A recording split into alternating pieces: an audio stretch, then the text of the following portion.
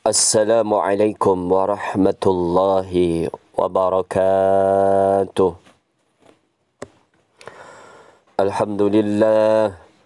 Alhamdulillahi rabbil alamin. Wabihi nasta'inu ala umuri dunya waddin. Wassalatu wassalamu ala ashrafil anbiya'i wal mursalin. Nabiyyina Muhammadin sallallahu alaihi wasallam wa ala alihi wa ashabihi wa tabi'in wa man tabi'ahum bi ihsanin ila yaumiddin. Ashhadu an la ilaha illallah wahdahu la syarika lah, lahul malikul haqqul mubin, wa ashhadu anna sayyidana Muhammadan abduhu wa rasuluhu sadiqul wa'dil amin. Amma ba'du, فيا أيها الحاضرون اتقوا الله حق تقاته ولا تموتن إلا وأنتم مسلمون. فقال الله تعالى: يا أيها الذين آمنوا إن جاءكم فاسق بنبأ فتبينوا أن تصيبوا قوما بجهالة فتصبحوا على ما فعلتم نادمين. Ma'asyiral muslimin rahimakumullah. Pada kesempatan yang sangat mulia ini, mari kita bersama-sama mengingatkan diri kita. Kita mengajak diri kita masing-masing untuk selalu menguatkan dan meningkatkan ketakwaan kita kepada Allah.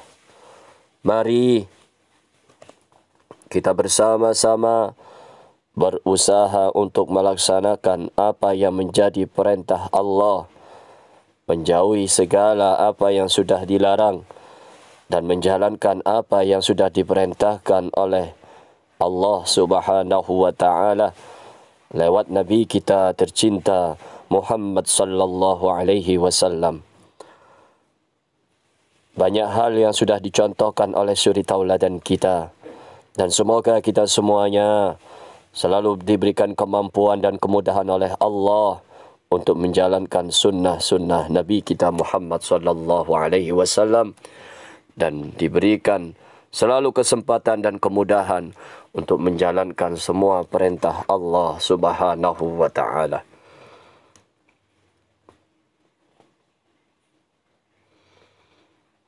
Dengan menjalankan perintah Allah, dengan menjauhi segala larangan Allah,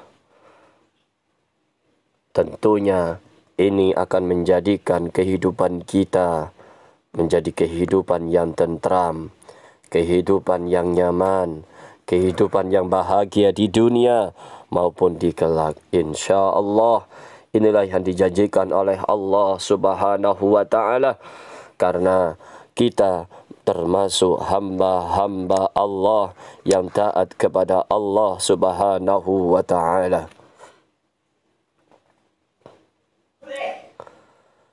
Di dunia nyata, kita berinteraksi secara fisik dengan saudara-saudara kita. Kita berkomunikasi secara fisik dengan orang lain.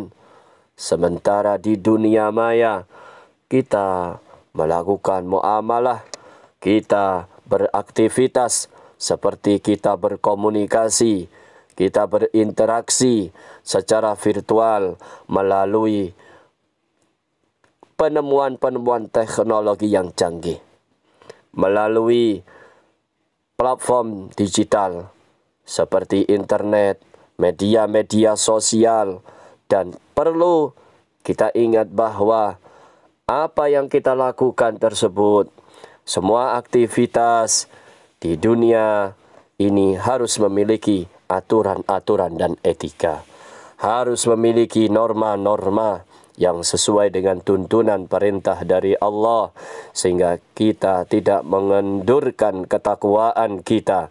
Justru kita selalu meningkatkan ketakwaan dan keimanan kita kepada Allah Subhanahu wa Ta'ala. Ma'asyiral muslimin rahimakumullah. Terkait dengan kehidupan yang serba maju ini, di era digital ini, era baru di dunia maya saat ini, ada hal-hal yang perlu kita pahami, hal-hal yang perlu kita patuhi agar tidak membawa dampak yang jelek, agar kita terhindar dari dampak buruk terhadap psikologi dan hubungan kita dengan orang lain.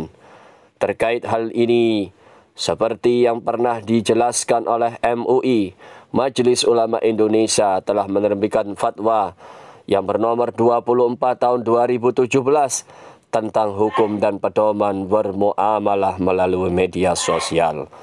Fatwa ini sangat bermanfaat bagi kita umat Islam untuk menjadi dorongan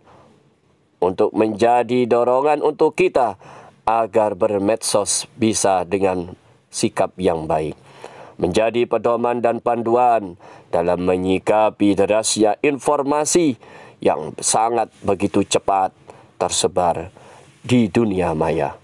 Apalagi terkait dengan berbagai hal yang bisa dengan mudah viral di dunia maya. Tentu diperlukan panduan untuk menyikapinya dengan baik. Satu berita ketika kita posting, tidak hanya 100.000 orang yang melihat.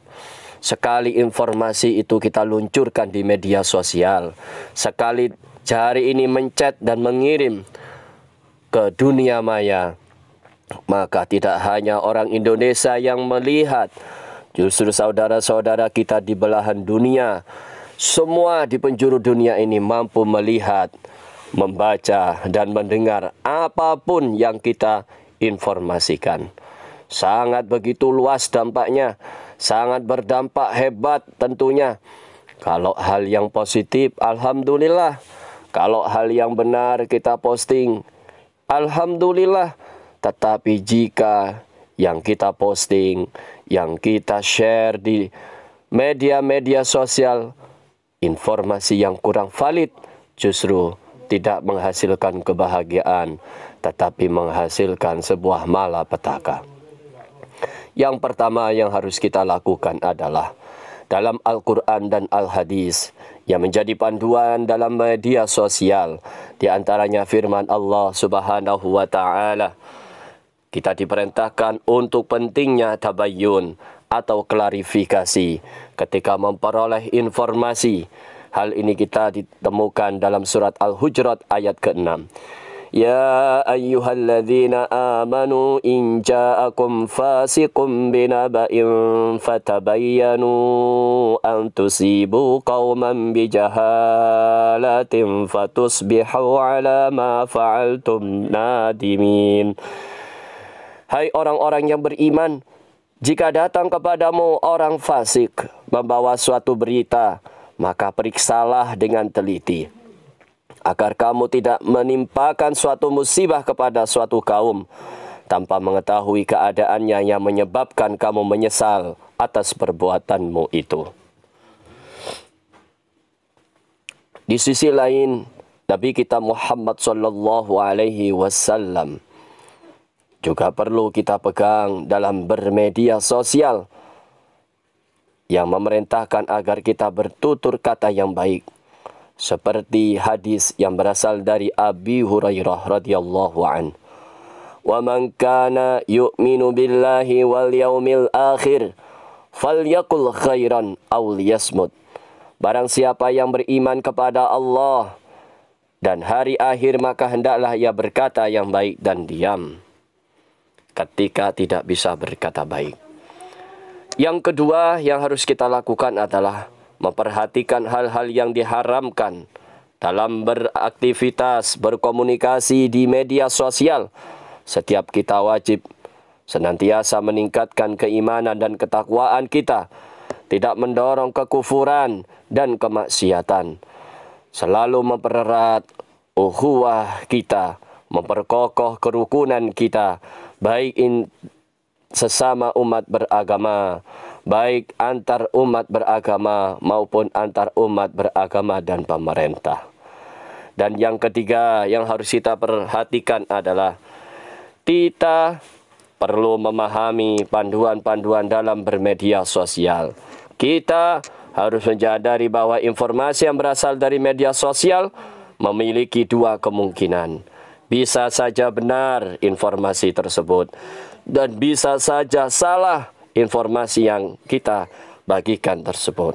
Oleh karena itu, sebelum kita share ulang, kita harus berhati-hati. Pastikan bahwa informasi yang akan kita bagikan di media sosial adalah informasi yang benar. Ma'asyiral muslimin rahimakumullah. Yang berikutnya adalah kita perlu memahami pedoman dalam memproduksi atau membuat konten-konten di media sosial. Kita harus menggunakan kalimat-kalimat yang baik dan menyejukkan siapapun yang mendengar berita ini. Siapapun yang membaca berita yang akan kita bagikan.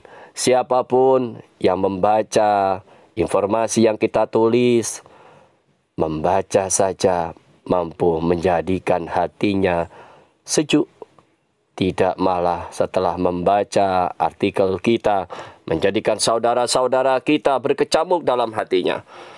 Ingin marah, ingin melampiaskan yang dirasakan karena ketersinggungan setiap kata yang kita posting. Hal-hal yang kita unggah di media sosial harus bisa mendorong kepada kebaikan, bisa mendorong kepada ketakwaan, bisa mempererat persaudaraan dan cinta kasih mahabbah, serta menambah ilmu pengetahuan, dan semua yang kita posting bisa mendorong orang lain untuk melakukan ajaran Islam dengan menjalankan seluruh perintah Allah Subhanahu wa Ta'ala. Dan yang terakhir, kita perlu memahami pedoman dalam menyebarkan informasi di media sosial, yaitu memastikan bahwa yang kita sebar adalah benar dari aspek isi, sumber, waktu, tempat, dan lain sebagainya. Informasi yang kita dapat haruslah benar-benar valid, karena Rasulullah telah mengingatkan dalam hadisnya, kafa bil mar'i kadiban ayyuhadditsa bikulli ma sami'a. Cukup seseorang dikatakan dusta jika ia menceritakan segala apa yang ia dengar. Hadis riwayat Muslim. Ma'asyiral muslimin rahimakumullah. Demikianlah hal-hal yang perlu kita perhatikan. 5 hal untuk kita cerdas dalam media sosial, untuk kita menjadikan pegangan kita untuk berselancar di dunia maya. Semoga kita senantiasa diberikan petunjuk oleh Allah untuk mendapatkan kebenaran, dan kita selalu dijauhkan oleh Allah dari kebatilan dalam bentuk apapun. Amin ya rabbal alamin. Barakallahu li wa lakum fil Qur'anil azim wa nafa'ani wa iyyakum bil ayati wa dzikril hakim. Innahu ta'ala jawadun karimun malikun barrur raufur rahim.